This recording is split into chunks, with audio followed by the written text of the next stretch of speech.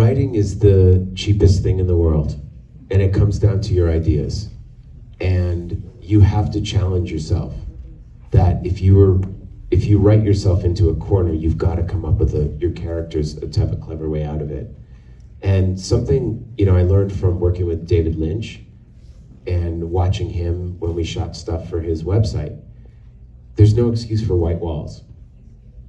Unless you're making, Severance, and it's very stylized, and you understand how to use white walls, there's no excuse. And when I watch a low-budget movie, and you watch Dasha Nekrasova, who has this podcast called Red Scare, made a movie called The Scary of 61st. She made it for very little money. She spent all the money shooting on 35 millimeter. But it's well done because she painted every wall. And when you watch Eraserhead, David Lynch painted every set. He took the time to give texture, to give it a mood, and to think of the ideas. And when you look at a movie, I always look at the posters, and I think, did they really think about what this character had as a teenage girl for the posters on their wall?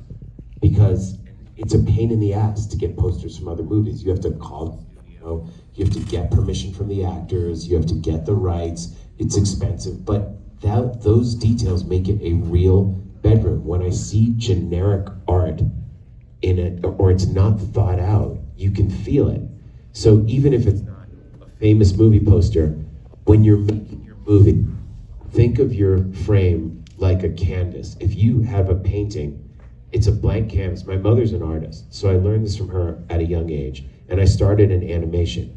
You have to think of every color, every texture, every image that goes in front of your lens. So you can say, we have no money, we're shooting in my friend's apartment, but you can put up curtains, you can paint it, you can do it, you can put up artwork so that the shot has texture.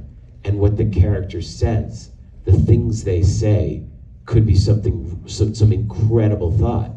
And the way they dress and the style. I mean, you look at our characters, you look at what you chose to wear tonight, and you look at what I chose to wear tonight. And in some way, they reflect an aspect of our personality. So it's the details. That's what makes it feel high quality. When it's low budget and it's cheap, it's because they didn't take the time to think through all those tiny details. And when you watch a movie, whether it's a Talk to Me or a Scary of 61st or an It Follows, it's someone who took the time to really think through those details, and that's what makes it cinematic.